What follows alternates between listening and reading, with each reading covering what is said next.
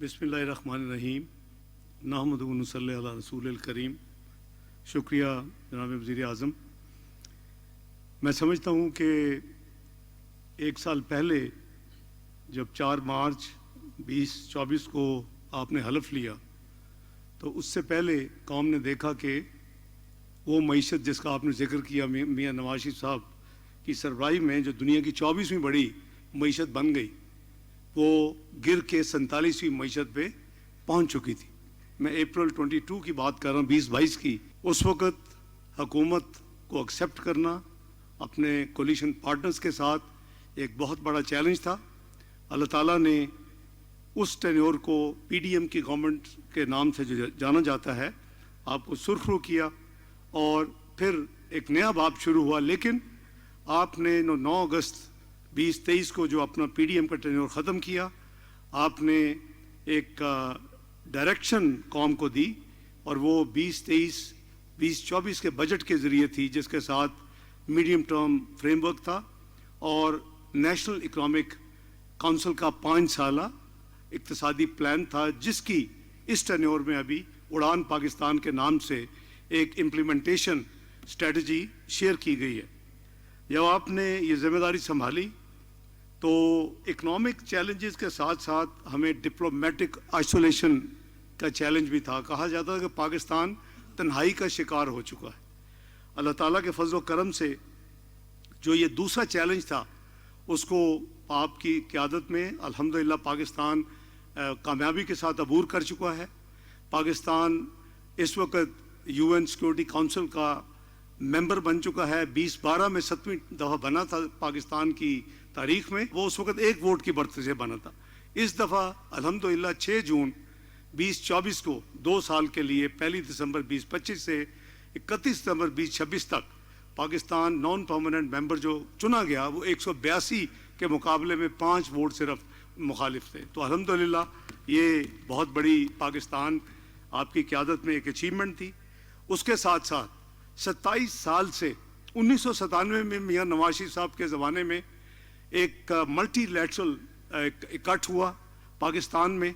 अल्हम्दुलिल्लाह आपने देखा कि अक्टूबर 2024 में 27 साल के बाद शंघाई कॉरपोरेशन ऑर्गेनाइजेशन जो कि इस खित्ते की बहुत ही इम्पोर्टेंट मुल्क है, उसका इवेंट इसी हॉल में मुनक्किद हुआ और अल्हम्दुलिल्लाह जो वज़ीर आज़म तशरीफ़ लाए 9 मुल्कों के और साथ कुछ मुल्कों के वज़ीर ख़ारजा और उनके डेलीगेशन, तो ये बहुत बड़ा इवेंट 27 साल के बाद पाकिस्तान ने देखा।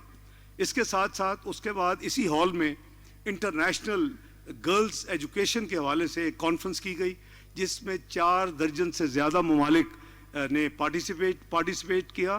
पाकिस्तान अल्हम्दुलिल्लाह अब किसी हवाले से आप देख रहे होंगे कि प्राइम मिनिस्टर की जो ओपन फॉरेन पॉलिसी है वो इन प्ले है।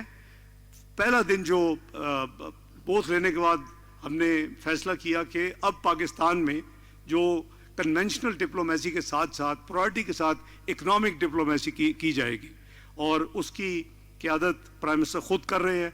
Diplomatic isolation is over. Pakistan अल्हम्दुलिल्लाह is playing its due role. It is become again relevant the way it should be. हम अल्हम्दुलिल्लाह एक इकोनॉमिक जो स्टेबिलिटी के साथ एक जो न्यूक्लियर कुव्वत है और अल्हम्दुलिल्लाह एक मिसाइल पावर है पाकिस्तान, तो हमें अपना जो आपने फरमाया कि अपने कमिटी ऑफ नेशन में अपना जो मुकाम हमने हासिल करना है, उस हवाले से आपकी जो एफर्ट्स हैं वो इंशाअल्लाह एक दिन रंग लाएंगी।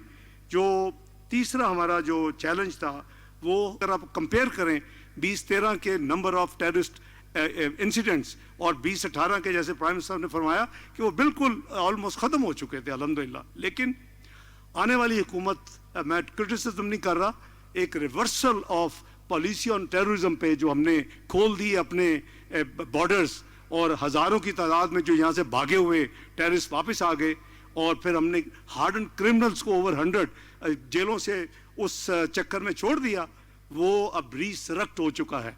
वो टेररिज्म दोबारा पाकिस्तान में आ चुका है। लेकिन इस हुकूमत का मियाँ शहबाज शरीफ साहब की क़यादत में ये एक कमिटमेंट और ये एक क्लियर फैसला है कि इन्होंने स्टेक होल्डर्स के साथ मिलके, आर्मी चीफ से मिलके अज़्म इस्तेहकाम का जो फैसला है उसके ऊपर इंशाअल्लाह ضرب عضب اور رد الفساد کی طرح اسی طرح عمل ہوگا، اور انشاءاللہ پاکستان میں یہ جو تیسری پرابلم ہے یہ بھی بڑی جلدی دور ہوگی۔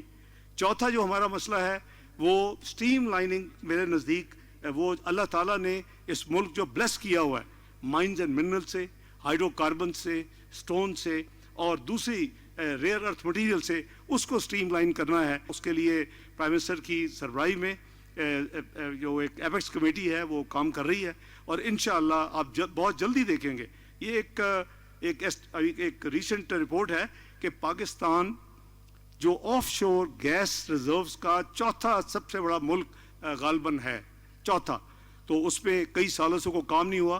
پچھلے ایک سال میں 20 آن شور بلاکس کو ایڈورٹائز 31 ستمبر کو کیا گیا، 40 آف شور بلاکس کو یعنی سمندر کے اندر اس کو 1 فروری کو وہ ہو چکا ہے ایڈورٹائز، اور انشاءاللہ یہ ہمارے وہ یعنی اللہ تعالیٰ کے دیے ہوئے خزانے ہیں کہ اس میں جب یہ اس کی فلو شروع ہوگی تو یہ 130 بلین بہت پیچھے رہ جائے گا، لیکن it is the first day and the first step you take towards this journey under the leadership of میاں شہباز شریف پرائم منسٹر آف پاکستان، اور اس کے اوپر بڑی تیزی کے ساتھ کام ہو رہا ہے۔ چوتھا جو ہے ہماری فورن ڈائریکٹ انویسٹمنٹ وہ بالکل ڈرائی ہو چکی تھی پاکستان کے اپنے میکرو اکنامک انسٹیبلٹی کی وجہ سے۔ الحمدللہ آپ نے دیکھا کہ جو انہوں نے شٹلنگ کی مختلف ممالک میں، ابھی سعودی عربیہ کے 5 بلین کی کمٹمنٹ ہے، یو اے کی $10 بلین کی کمٹمنٹ ہے، آذربائیجان کی $2 بلین کی کمٹمنٹ ہے، کویت اور دوسرے ممالک کی 10 بلین کی ہے۔ اب اس کو کنورٹ کریں ایکچوئل پروجیکٹ فائنینسنگ، تاکہ وہ اس ملک میں امیجن کریں کہ اگر یہ $27 بلین کی فورن ڈائریکٹ انویسٹمنٹ پاکستان میں آئے تو پاکستان پھر کہاں کھڑا ہوگا، امپلائمنٹ اپرچونیٹیز کیسے ہوں گی، اور پھر جو ایکسپورٹ کا ٹارگٹ ہے وہ میں سمجھتا ہوں کہ بڑے آسانی سے میٹ ہو سکتا ہے۔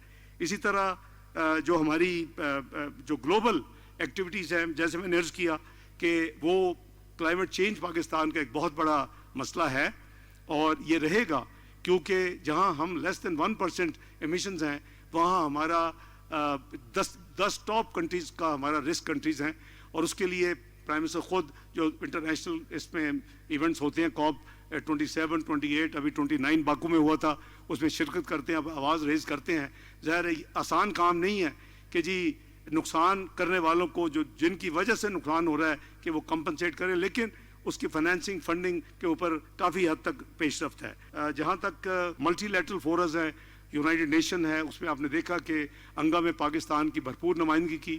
اس وقت یوکرین رشیا ایک گلوبل چیلنج ہے، اس وقت مڈل ایسٹ ایک گلوبل چیلنج اس میں بنے ہوئے ہیں، جہاں ایک طرف ہم پیس ایفرٹس پوری طرح کوشش کرتے ہیں، دوسری طرف پرائم منسٹر صاحب کی یہ بھی کوشش ہوتی ہے کہ ان مسلم ممالک کو ہم برادر مسلم ملک ہونے کے حوالے مٹیریل مدد بھی کریں۔ تو قریباً کپل آف ڈزنس جو ہیں وہ کنسائنمنٹ، ہیومینیٹیرین اسسٹنس کنسائنمنٹ، وہ غازہ میں، وہ لیبنان میں، وہ سیریا میں وہ جا چکی ہیں، ایجپٹ اور جارڈن کے ذریعے۔ تو الحمدللہ اسلاموفوبیا کے حوالے سے، اس حوالے سے D8 ہو، OIC ہو، UNG ہو، ابھی UN سیکورٹی کونسل شروع ہو چکا ہے، تو انشاءاللہ I think Pakistan is a bright future. یہ میرا فیتھ اور ایمان ہے کہ اگر ہم مل کے جو یہ کہتے ہیں ہارڈ ورک کرنا ہے، انشاءاللہ وہ دن دور نہیں، جس سپیڈ سے اور جس محنت سے، جس لگن سے وزیر اعظم کی قیادت میں کابینہ کام کر رہی ہے، وہ دن دور نہیں کہ میاں نواز شریف صاحب کا جو ایک ویژن اور جو ایک آبجیکٹو گول تھا G20 میں شامل ہونے کا، وہ انشاءاللہ بڑی جلدی انشاءاللہ پاکستان شامل ہوگا۔ بہت شکریہ جی، السلام علیکم۔